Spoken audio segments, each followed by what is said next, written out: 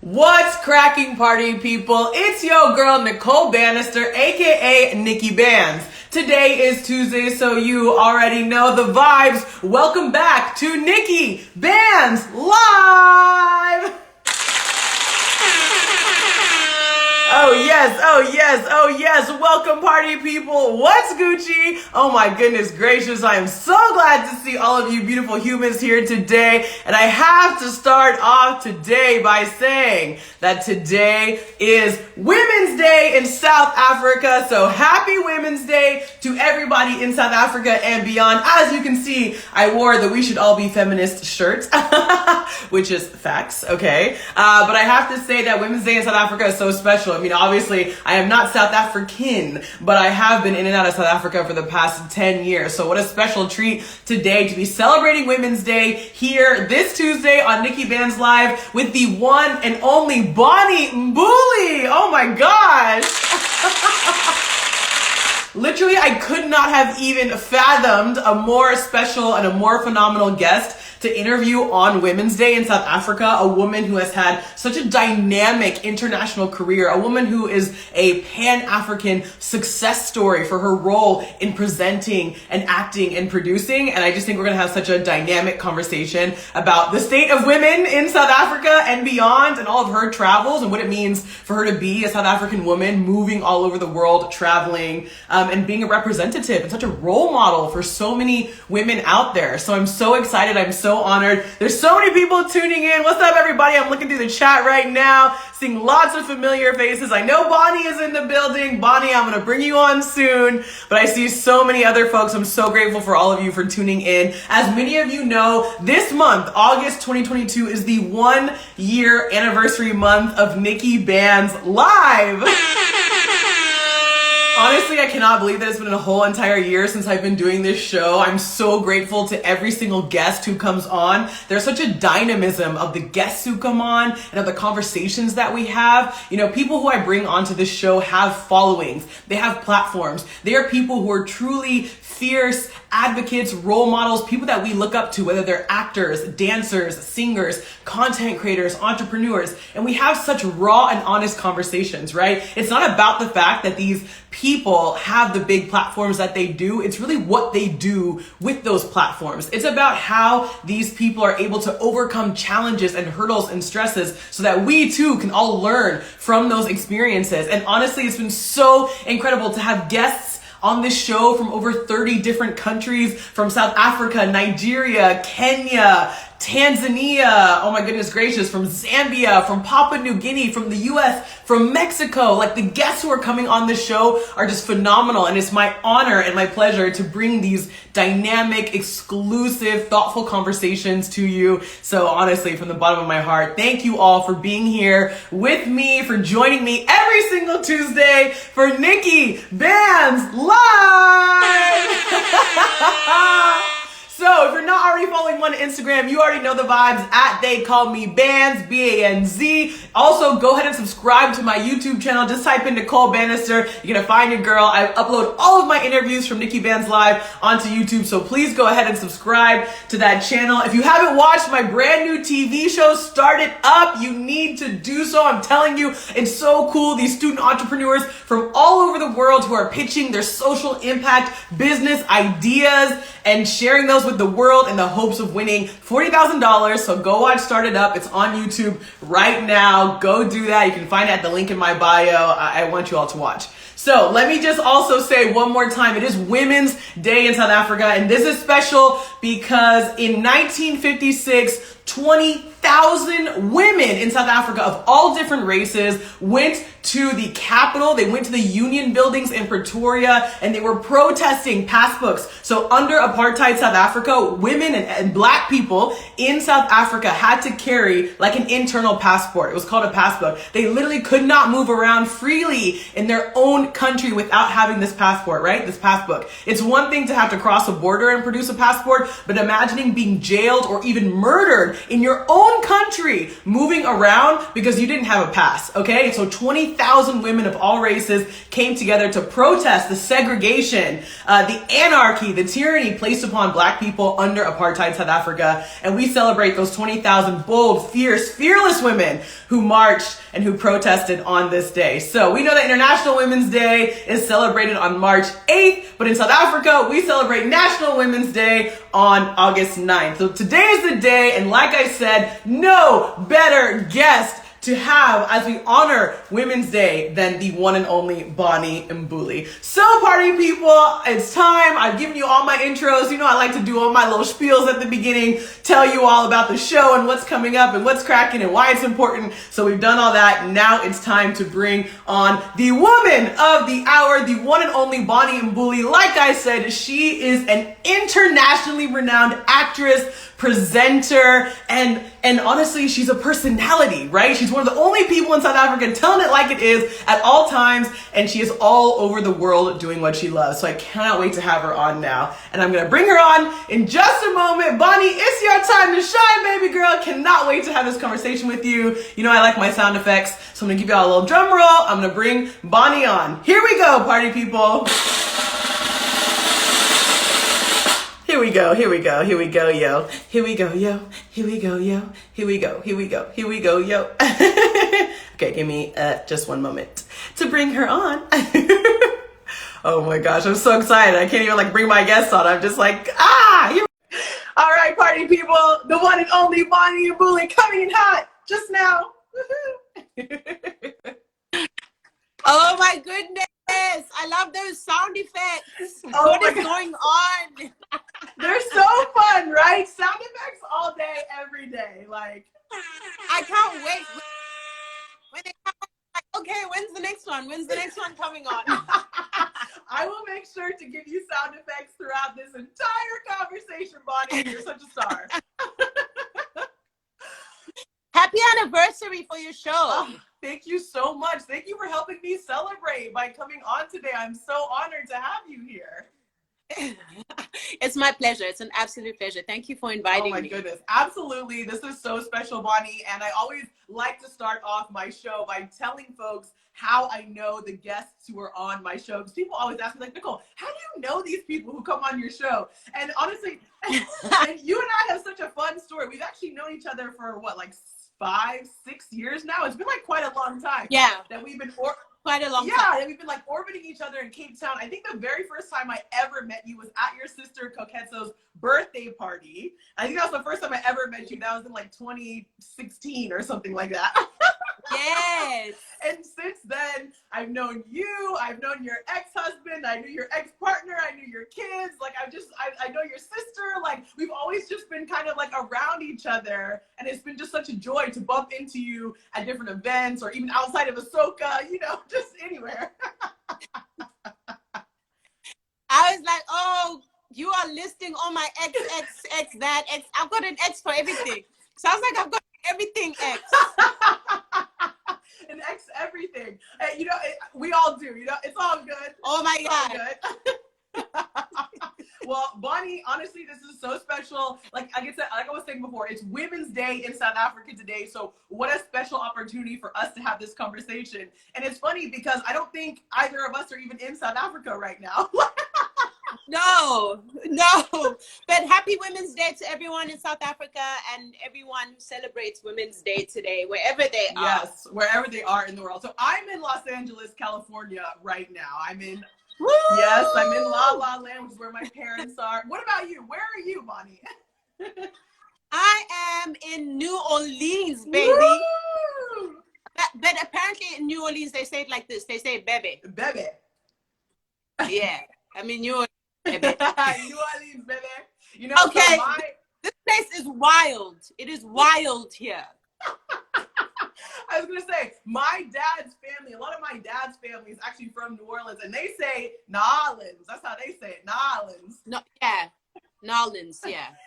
There's Nolans, there's Nola. Mm-hmm.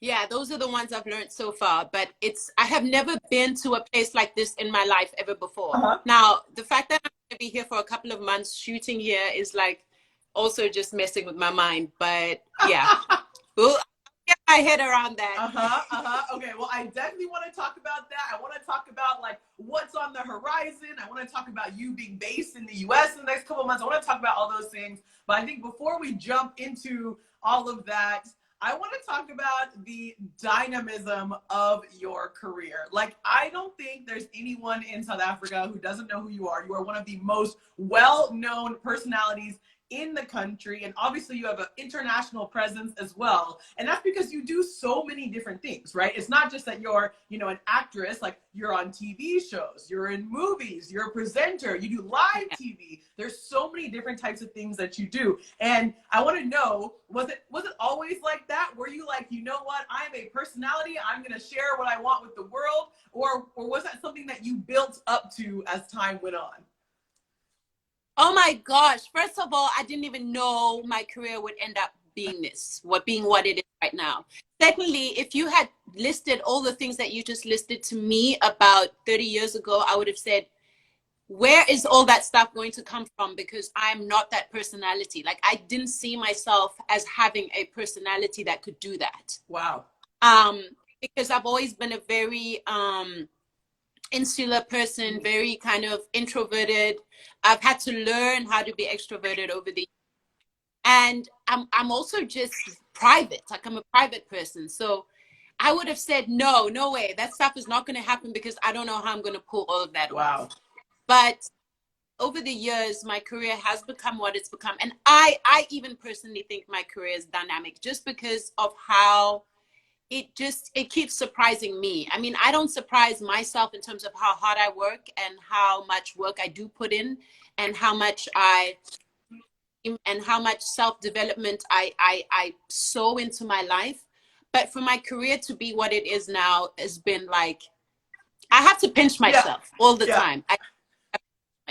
And as you should, because there are so many things, there's so many credits to who you are, and even now you're branching out even beyond the entertainment world. There's entrepreneurial pursuits, there's books. I mean, there's so many things. So we can get into all the things, but maybe let's talk about how you said, you know, like 30 years ago you wouldn't have even, you know, fathomed this, and how you're kind of a more private person. I've heard you say this in interviews before, and I think it's like, it's one of those things that people kind of have to remind themselves, like, wait a second, how can you be the face of so many movies and shows and all these things and then also be a private person? How do you balance that?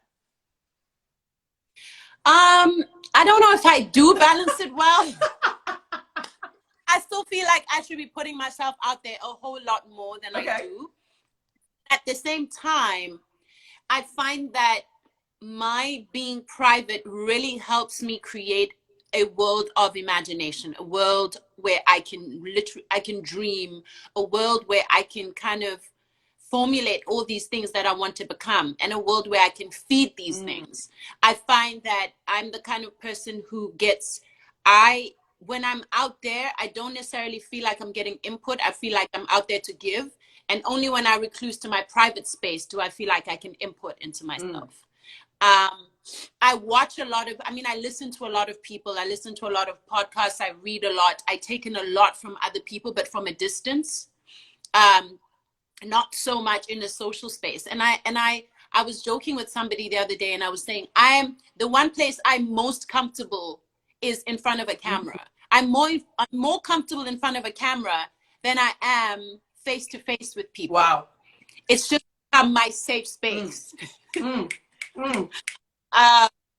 So that's very interesting for a private person to say that camera is their safe space. And I guess maybe it's that separation, it's that barrier between me and the audience that allows me that safety and almost time to think between my thoughts, you know. But yeah, I think that's where I draw my strength, from being private. And I grew up as a child star in South Africa. So I started when I was 13 years old. And at that time, those were my formative years where I was really deciding who I am, who I'm becoming, what I think of the world, how I want to move in the world. And I feel like I didn't have time to do that. I was just thriving in fame at an age where I hadn't figured out a lot of things. Sure. So I almost felt like for the rest of my life, I want to steal my privacy. I want to siphon all this private time and make up for all the years I just had to be famous before I'd even decided that I wanted to be famous. What a statement, where I had to be famous versus choosing to be famous. Oh my, for real, I did not choose it. I like, fame is just one thing that I can't even get my head around. And I say it happened to me because it happened to me at an age where I probably wouldn't have chosen it, because that much attention just made me nervous. This is clearly my path, and this is what's supposed to happen to me. But I think over the years, I've had to watch my fame happen to me from a distance and decide, what am I going to do with this thing? How am I going to treat it? What is going to be my relationship with it? Because fame is addictive and it is invasive. There are times where you feel like it's the one doing the talking on your behalf about who you really are. So you really have to have the wherewithal and the sound-mindedness to take up the reins all the time and say, no, this is who I am. And no matter what you say, because it's a strong voice. We all have, I think we all kind of see the world and what they think of us as a voice in our lives. It almost occupies its own space in our lives.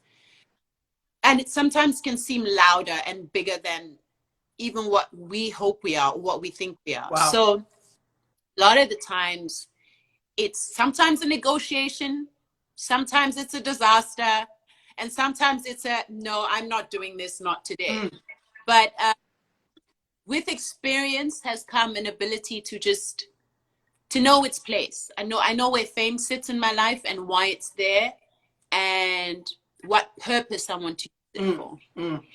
I think we're all taking so much advice from what you're saying right now. I mean, I think this is the type of real talk and dialogue that we don't often get to hear from people in your position and people in the place that you're in, and your reflection on setting boundaries and reevaluating, renegotiating your relationship with fame is something that so many of us can sort of reflect on or think about in our own lives and on our own terms, whether it's our relationship with work or with a partner or with, you know, whatever it is. Was there a specific moment for you that you can recall that was really like, you were like, no, this is the time when I need to take back who I am, and I'm the alpha, fame is the beta, right? Was there a time when you were like, yeah, what happened in that moment, or what happened that made you sort of really take that agency and say, I am Bonnie first and the fame is second? Well, it happened quite early on. I think I was in my 20s, my early 20s. And I was on this show called Technique's Heart of the Beat. It was a music show that I was hosting, and it was on every Tuesday. And it was a music show, and it would be on for an hour every Tuesday. And on that time, I was leaving school and I was going to college, and I got to this first Technicon that I had applied at, and everyone, it just felt like there was nowhere I could go where nobody wasn't watching me or looking at what I'm doing or asking about me. And I remember thinking, wow, okay, I went through this at school, but I didn't imagine that the whole world would be doing this still, because I don't know why I thought that. And obviously the people who are enrolling in the Technicon that year were my age. So they'd grown up watching me, but I just hadn't correlated that information, right? And I got to the school and I became really, really lonely, because it just felt like I didn't have space to just be a student. I just couldn't do student things. I just had to be the famous girl who's always being watched. Right. And it just became too much, and I out and decided to study via correspondence. So I thought, okay, let me study at home so that I don't have to do this daily interfacing of dealing with this every day. And while I was studying at home, I still feel missing the social aspect of of studying. And then I decided, and then I thought to myself, I was really starting to ask myself some hard questions. And one of the questions I asked myself was like, if I was not famous, if nobody knew me, would I still feel confident about who I am and what I do? Could I do what I do confidently and have faith and find purpose in it and believe that I'm here to make a positive contribution, even if nobody knew about it? And at that point, I couldn't answer that question because by then I had already been on TV for like 8 years. Right. I couldn't answer that. And I was like, who are you without this TV job? Who are you without fame? Who are you when nobody cares and nobody knows your name when you walk in the room? And I was like, oh my gosh, I really need to, it just was a very pertinent question for me. And I felt like if I didn't answer it then, it was going to sabotage a lot of my life. I just had a feeling. Wow. Because I felt like I was going to place a lot of worth on what people thought of me or how people responded to me. And if they didn't think of me in the way I wanted them to, I felt like it was going to pull the rug from under my feet. And I really just needed to be on my feet for as long as my life was going to be on this earth, right? So I decided I was going to become a waitress at this local restaurant. Okay. And it was called House of Coffees. So I went to House of Coffees and I said to them, guys, hi, do you have openings for waiters? And they were like, why are you here looking for waitress? We've seen you on TV. Oh, got a lot of extra time, a lot of time on my hands, and I just want to make extra money. And I became a waiter there for like 2 years. Okay. While I was...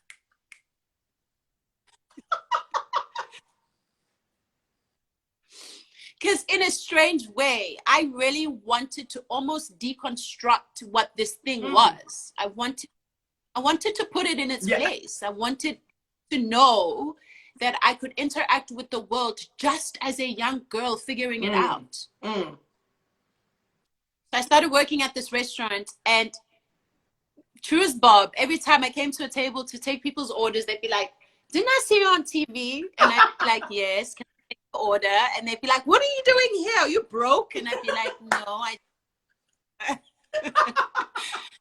I just want to be here. So in many ways, it was a social experiment for me. Right. But what it did at the end of those 2 years is that feeling of being famous, I couldn't recognize it anymore. I normalized myself.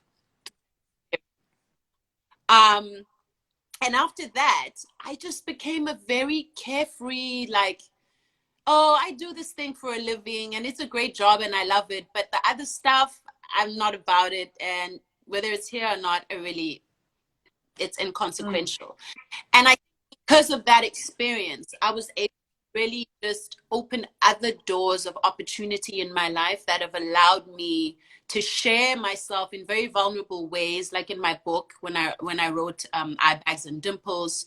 That experience just made me a person who I don't have a performance of my personality. I don't have a performance of my identity. I just am. Whereas I feel like growing up in the limelight forces you into a performance space where you perform who you are. I think it's so powerful to hear you reflecting on this reckoning that you had and your ability to take back who you are, even in your early 20s, right? But that's a result of you being thrust into the limelight at such a young age, whereas for the rest of us are like early 20s, that's like the beginning of our career, right? And then you're, maybe like me now in my 30s, I'm having my reckoning now, and you had it when you were 20, right? And I think like this is something, but I think it's such a powerful reminder that like all in divine timing, all in our own time and on our own terms, like you really took back your life and who you are and your identity, and then you were able to mold it exactly as you wanted it to be, balancing the fame and the stardom and the shows, but also knowing, you know, that you are your most authentic self, and that's who you're going to be, whether you're in front of the camera or not. And that's so powerful. Thank you. Oh my goodness. No, thank you. I'm like, is anybody else taking notes? I'm taking notes. Anybody? And being a waiter was so dope though. Yeah. Like, it was so fun. Yeah. Hey, I worked as a waitress for about how long? Maybe like 4 months once, and I loved it. It's like those people skills. Yeah. You never know who's gonna walk in. You know, I love that kind of engagement, that kind of interaction. You know, I love that kind of thing. And so, what a thing for you to be able to do. Let me add that to your list, your resume. Bomb waitress. Yeah, because that's really what I came to talk about here today. Okay. That is really, sorry guys, hate to break it to you. That's actually what we're here to talk about. Literally. And I see people commenting in the chat. We're reading all your comments. I see Maps is on here saying Bonnie is the truth. Absolutely. And I think but again, this is what this conversation is all about. This is why I like to have people like you on NIKKI BANZ Live, because it's like, there's so much to you that people don't even know. There's so much going on beneath the surface. So to talk about that time you were waitressing for 2 years, people are like, what? Bonnie and Mbuli? What? Waitressing? Right? Like, that is the truth.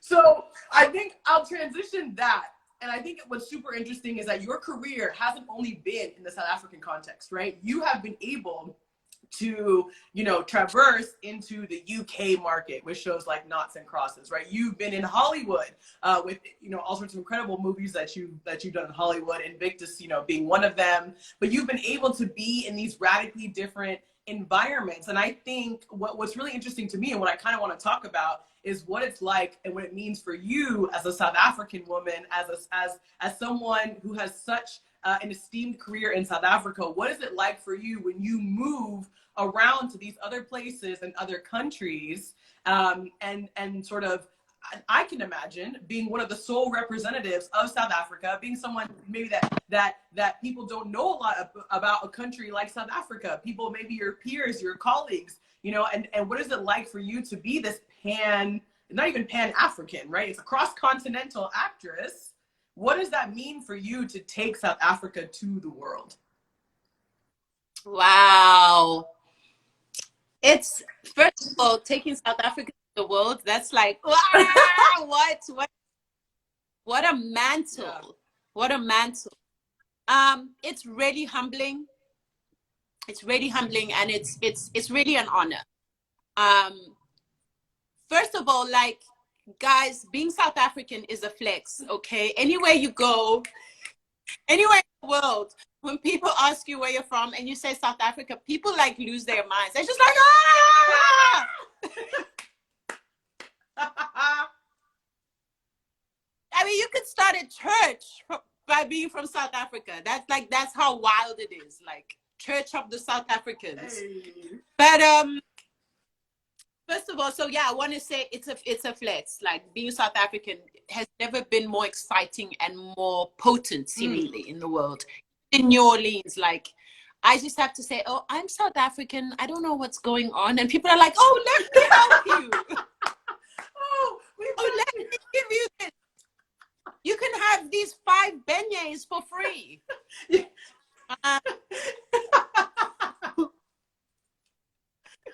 Yeah, I get offered free food if I say I'm from South Africa. I love that. Beignets are delicious, by the way. Please take all the free beignets. Yeah. I sent some to me. I want some.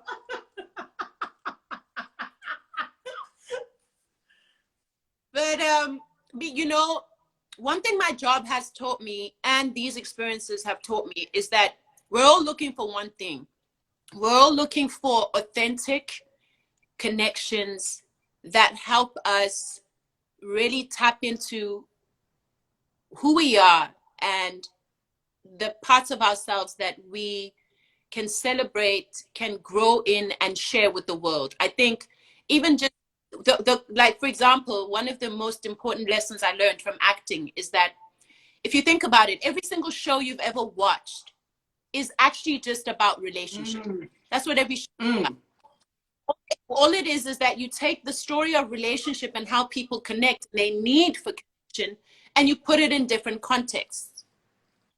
Hence, you get many different types of shows. But the core of it is people relationshiping and having a need to connect. So, and I find that on every show that I've been on, and even the show that I'm on now, the first thing that everybody is looking for is connection.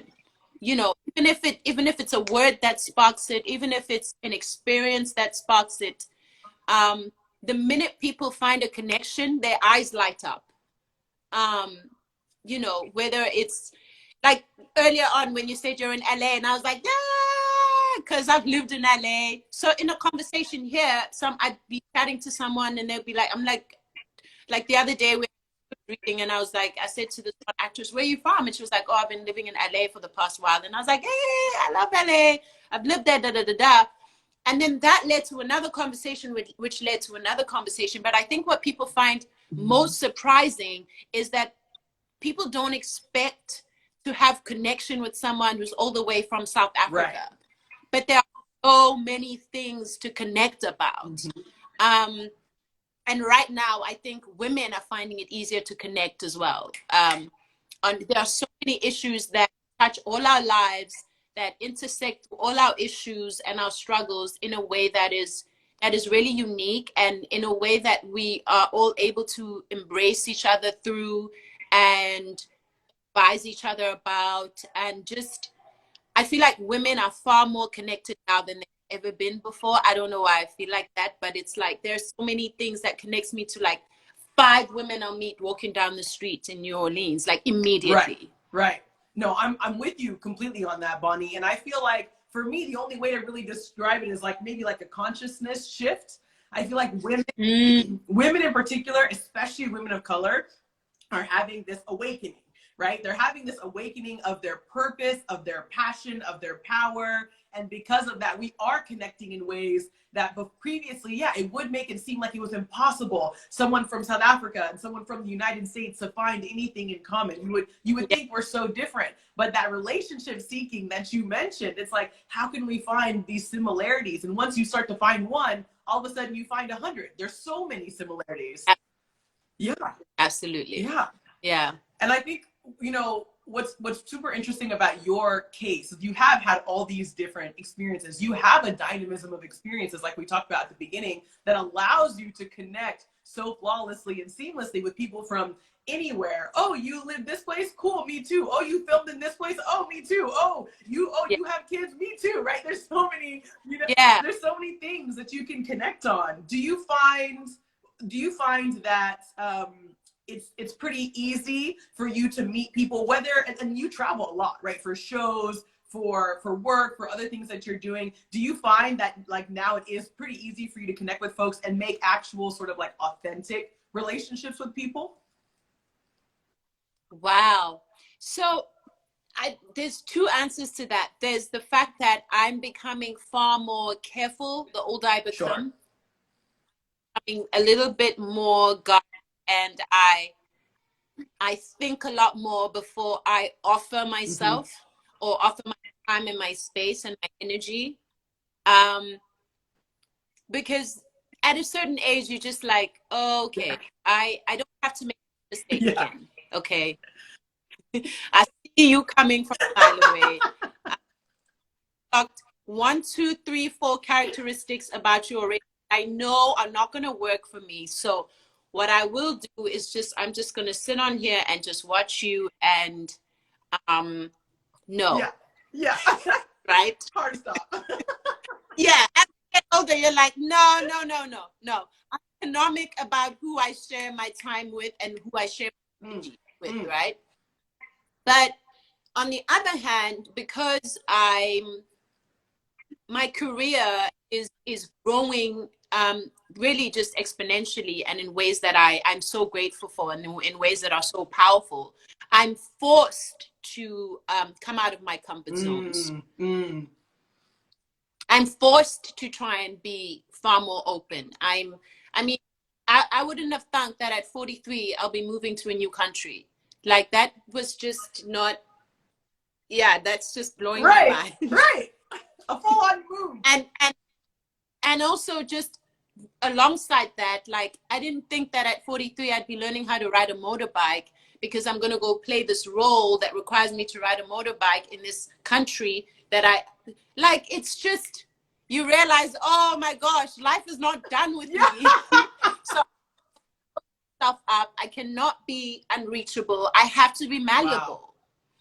And I mean, I think generationally, if we women can look at our mothers and our grandmothers and just how they, at the ages we're all at, what they had already resigned themselves to, right, the life that they already accepted they were done with, or, oh, you know, that'll never happen to me, it's okay, it's past, I don't have to worry.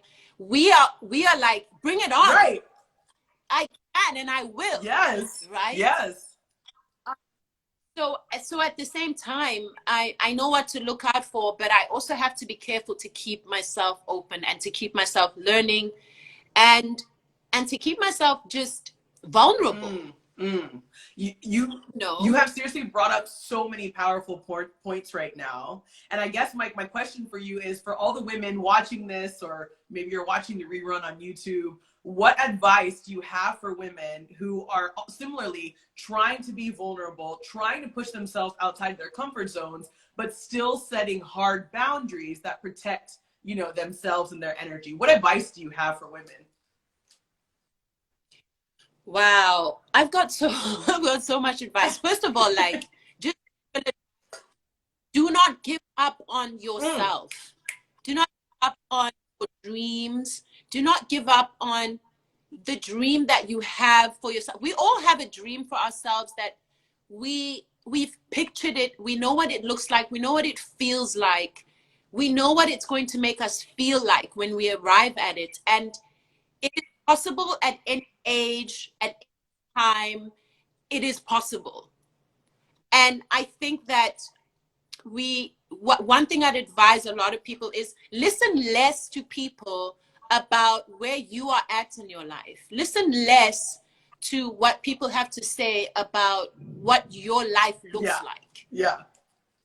Because really, actually, when you think about it, it doesn't matter. And I'm not saying that even in like with like attitude or in like a boundary way. It literally doesn't matter. If we're having a conversation and I have an opinion about your life this hour, you tell me something about your life and I give you my opinion about it, and it's an opinion that doesn't sit well, you will go home, you will carry on with your life, and your life is going to do the thing that your life is going to do. So why am I listening to you unless I come to solicit that advice from you? Unless I'm like, hey, Nikki, what do you think of this thing? What do you think I should do about that? But any unsolicited commentary and advice about what my life is looking like and where somebody thinks I'm going to end up or what I should be doing, it doesn't matter. Yep. It doesn't. They actually have no say. I think the one person who has the most say in your life is yourself. And if you're spiritual, you'll believe that God has the biggest say in your life. And so find those things that root you and ground you, that you know have always been true to you. I think and I think with social media and the amount of time we all spend on social media, we just keep widening that space where we allow other people's opinions of us, what our life should look like. We're allowing it more than we ever have in our lives before. Wow. And I say to myself, you need to spend less time on social media if you want your thoughts to be your thoughts and you want your outcome to be your outcome. So that's what I would say. And then I think vulnerability is important, guys. Like it's so key in that. You know, years ago, I was at church once, and the pastor said, the thing about building walls around yourself is that in your mind, you're protecting yourself from what could come and harm you. But what you're also closing yourself off of is you're closing yourself from experiences that are coming to build you.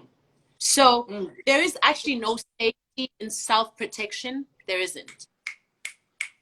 like you're gonna lose some. You know, if you walls are protecting you, they also keep out your greatest transformation. Wow. So I would say allow the strong boundaries to be influenced by your value system versus to be influenced by what you're afraid of that hasn't even come yet. Have them be influenced by your values and who you want to hold yourself to, and the person and the principles that you want to hold yourself to versus fear.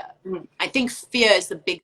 If there's a lot of fear in your life and that fear is forcing you not to do certain things or go to certain places or not interact with certain people, then you know you're on the wrong side of vulnerability. Wow. Because I think fear, control, and control is the most. Control is suffocating.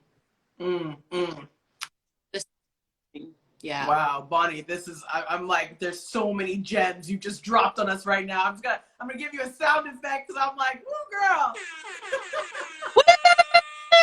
I'm like, wow, like they're being on the wrong side of vulnerability, acknowledging that the universe, God, Buddha, Allah, whatever you're looking up to, that has that path in store for you, no matter what people say. The reminder that your opinion is the one that matters the most, and to keep that circle tight of where you actually are getting opinions from. I mean, these are just so many powerful things that we need to keep our minds on. And it's so interesting, you know, you were talking earlier about how you know, when we reflect on our parents or our grandparents, particularly women in our life, and how they had already sort of resigned themselves to, you know, a certain way of being, a certain lifestyle. I truly find that people like us, our generation, the era that we're kind of in right now, we are the first people, we are the first women, we are the first women of color to be able to break those generational cycles. We are the first that are able to actually step forward and say, I know what my purpose is. I know what the path is that has been laid out for me. Even though I can't see it yet, I know that there's a plan in place. And I'm going to move forward on it boldly and bravely, knowing that there will be challenges and hurdles along the way. And everything you're saying is demonstrating and showcasing just that. Right. Absolutely. I mean, I even just look at where I'm at now, and now I'm making shows and working with people that I used to watch these people that I'm working with on TV and be like, oh, what an incredible performer. Oh, wow. Oh, I love, just, you know, when you're just sitting at home just thinking, oh, this is so amazing. And then suddenly I'm on a call sheet with them. It's just like, what? Exactly. And it came now. And at 43, it's coming now, and it will keep coming. Yeah. At 43, for a woman of color, a mom, a divorced mom, like there's so many. If you look at all those things, a lot of people would have said, I don't know, you know. Yeah. Like you've had your run. Right. You know, take the gains. But no, you know, it's not over until you say it's that over. Part. Yeah. That part right there. And it is certainly not over for you, Bonnie and Mbuli. And let me just make sure, we have 15 minutes left of the interview. If you are not following Bonnie on Instagram yet, do that right now at Bonnie and Mbuli. You can go to the top of your screen, click where it says NIKKI BANZ Live, and you can go and follow Bonnie immediately so you can get more of these bars, more of this wisdom to follow this woman's tremendous journey. These bars, you say. I'm telling you, Bonnie, do you have another book coming out soon? Because I need this. Like, oh, don't even remind me. I'm supposed to be writing deadline as we speak. Like, yeah, we'll get to that deadline when it comes. Listen, my ass is supposed to be writing right now. you know what? I'll send you the recording of this, Bonnie. You just take what you said, just transcribe it, put it straight into the book. Yeah, I am writing another book. Yeah. I love that. I love that. And in addition to obviously the book, you got a new jewelry line out. You got a line out that you're pursuing with this entrepreneurial thing. You got you're in Noughts filming. So talk to us about, like, okay, we talked all the deep stuff. We, you know, like what's on the horizon for you, Bonnie? Because we, as your friends, your fans, your followers, we are constantly watching out for you and supporting what you're doing. So talk to us about what's new, what's coming out, whether it's your business, entrepreneurial pursuits, the book, the shows. What's coming up, girl? So I recently just brought out a jewelry range because I love jewelry. Yes. And it's like I don't go anywhere without accessories. Especially gold ones. I love gold accessories. And I recently decided to bring out a range called Bon Ami. And it was really just, so I did a lot of healing work on, and some people refer to it as shadow work, but I did a lot of like self healing work over the past couple of years. And one of the things that I had to really focus on and change was the way that I spoke to myself and about myself. Wow. And one of the ways I did that was by finding phrases that I would just repeat to myself every single day. Every time I would have a negative thought, because I was previously very depressed. And so I kind of trained my mind into thinking very negatively, speaking negatively, expecting the worst, needing the worst to happen so that I could self-fulfill this idea that I was unlucky or I was miserable or like it was me against the world. And I learned that one of the ways to change your life is to change the way that you think, right? But to change the way that you think, you really have to change the internal dialogue inside of yourself. Wow. So one of the things that I used to say to myself was, I love and accept myself. So what would happen is every time I would get like a negative thought about my work or about my family or about my future or anything, whether it's looking in the mirror and being like I don't like my stomach, whatever it was, we have, if you were to stop and start to like monitor how many times you think a negative thought about yourself, you'll be shocked at how many times in a day it happens. So I then decided to go to implement this just very practical exercise in my life, where every time I would think a negative thought, I would replace it with 3 positive ones. So even if it was the same positive thought, I would say it out loud like at least 3 times. And it's hard work. It's hard work. It just means you really have to be present with yourself, and you have to be listening to yourself and paying attention to what your brain is doing, even when you don't feel like it. So I started to do this, and every time I would think a negative thought, I would replace it with a positive one, and I would repeat it times. And I started to notice that the negative thoughts weren't coming as regularly as they were before. And I started to notice that they weren't as intense. They were just kind of like light suggestions. They didn't feel like they were coming from a belief system deeply embedded within me. So anyways, I carried on this exercise to the point where it's really tough for me to not catch a negative thought in its tracks, even as it's forming now. Wow. But the key thing was to remember to catch it and to replace it with something else. So sometimes I would write like a note on my wrist or on my arm or somewhere where it was visible for me. In my car, I used to have a sticky note. And so recently I was like, what if I could share this thing that I learned with other people, but do it in a way that was like really fun and pretty and self-loving, you know, self-celebrating. And then I thought, well, I'm going to write these affirmations on jewelry. And so so we found these bracelets and some pendants, and I wrote all my favorite affirmations on them. Wow. And I was hoping that every woman who buys one will have something on them that is pretty, that they enjoy wearing, that will be a reminder for them to catch their thoughts and replace them with what they really want to think about themselves. So that's what my jewelry ring.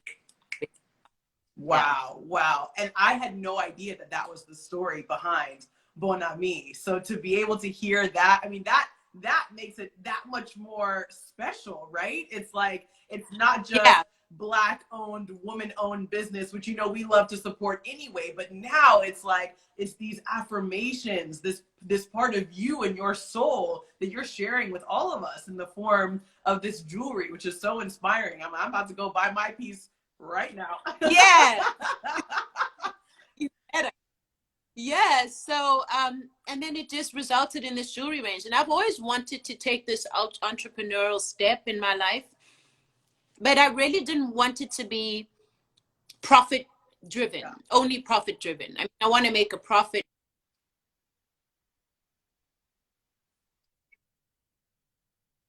Profit driven goals don't really resonate with holistically with who I am. So I just wanted it to be something that I needed as much as the next person, so that if somebody's thinking about taking money out to pay for it, it's something that they really feel is an investment in their lives. Right. Yeah. And then the other really exciting thing that's happening this month, in fact, I think it's already happened this week. The time zone thing, I'm still getting my head around. It's already happened this week. It started on the 1st of August. My first book, Eye Bags and Dimples, has just become an audio book. So I read an audio book for it. So if you haven't read my book, you now have an opportunity to buy my book on your F&B app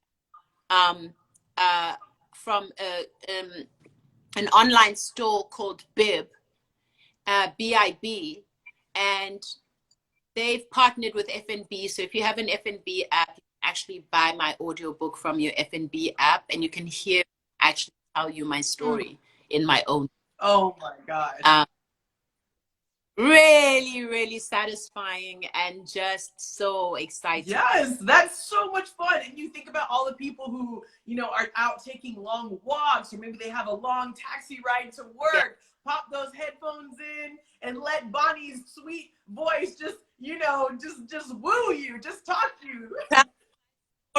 Yeah. Wow. Yeah. Okay. Congratulations. That's super exciting development. And it's cool that even though it's been a couple years since you released Eye Bags and Dimples, you know, for you to be able to give it new life in this way. I think that's so special. Yeah, it really is special. And I mean, I'm an audiobook fan myself. I listen to audiobooks, like that's my whole thing. Whether I'm at gym, whether I'm taking a long walk, or I'm cleaning around the house, that's my thing, audiobooks. And I love it when the authors actually read the books themselves. Yes. Because it feels because it's your story in your voice. That's phenomenal. Okay, everybody, go check it out. Go listen to the audio version of Eye Bags and Dimples. Incredible. So cool. Okay, Bonnie, and then last but certainly not least, are you allowed to say what's going on in Nolans right now and what you're doing? Well, I'm in New Orleans right now. I'm shooting a series called The Driver. The Driver is a new AMC series, and it stars Giancarlo Esposito, Zachary Momo, Skeet Ulrich, Ivan Barkop, some really incredible actors, and alongside myself. I've been cast as a series regular on the show, and I really love my character. She's just badass. Hey. And she's just a lot of fun, and she's intense. I can't really give away the storyline, but we are filming now, and I think in about early next year, the show will be on AMC. Yeah.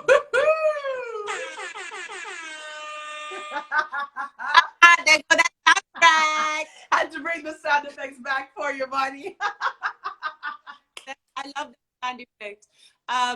But yeah, and then after this, I'm gonna head out to LA. So I'll be seeing you in LA a lot then, if you're there. I know. Well, okay, I'm literally gonna fly back to Cape Town this weekend, so I'll be back in Cape Town for a little bit. But girl, you know me, I'm always everywhere. So then maybe I'll see you in LA. Maybe I'll see you in New Orleans. I haven't been to New Orleans in a long time, so I might have to come.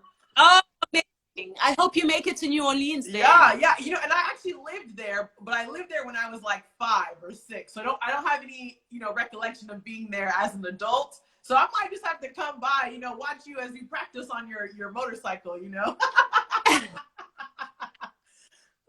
Yeah, you should. Good. I need some company out in this crazy town. All right, I'm gonna send a few friends your way. That's what I'll do. Who's in New Orleans? Yeah, hook me up. If there's anyone in New Orleans that I should be hooking up with and hanging out with, please let me know. Yes. You heard it here first, party people. Bonnie's looking for some new friends in New Orleans.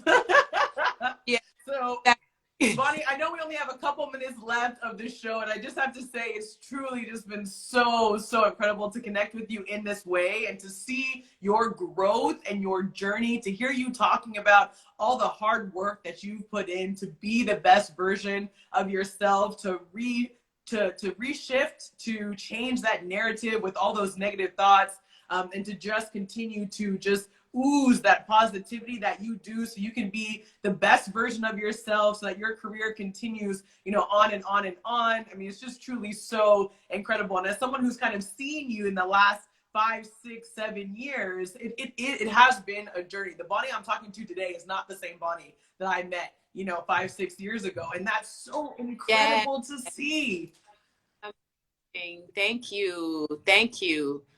I think that's also what I love most about being known. I always say that for me, the definition of love is being known, because being known is that place where people can actually vouch for your growth, and people actually say, these things that have changed about you, these are the things that I can acknowledge are different about you, because it's so tough for ourselves to see ourselves in that way. So I really appreciate you sharing that with me. Oh my goodness, absolutely. And whether it's back in Cape Town or it's in LA or it's in New Orleans, I cannot wait for the day that I see you again. I'll give you a massive hug.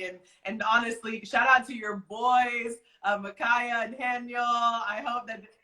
Yeah, they're coming out to see me next week. I'm so excited. Yay! Okay, well, we can't wait to see the boys tearing up downtown New Orleans. Yeah, and New Orleans. Yeah. That's going to be so incredible. And honestly, Bonnie, thank you so much. What a special Women's Day interview. Happy Women's Day, South Africa. What a powerful conversation for us to have today. All right. Thanks, so much love, Bonnie. This has been great. I'll upload this onto Instagram, onto YouTube. You can watch it again and again and again. Take all the notes from Bonnie and Mbuli. Once again, if you're not following Bonnie on Instagram, at Bonnie and Mbuli, go follow her right now. Continue to watch this incredible journey that she's on. You can go ahead and follow me on Instagram too, at They Call Me Banz. And this is NIKKI BANZ Live.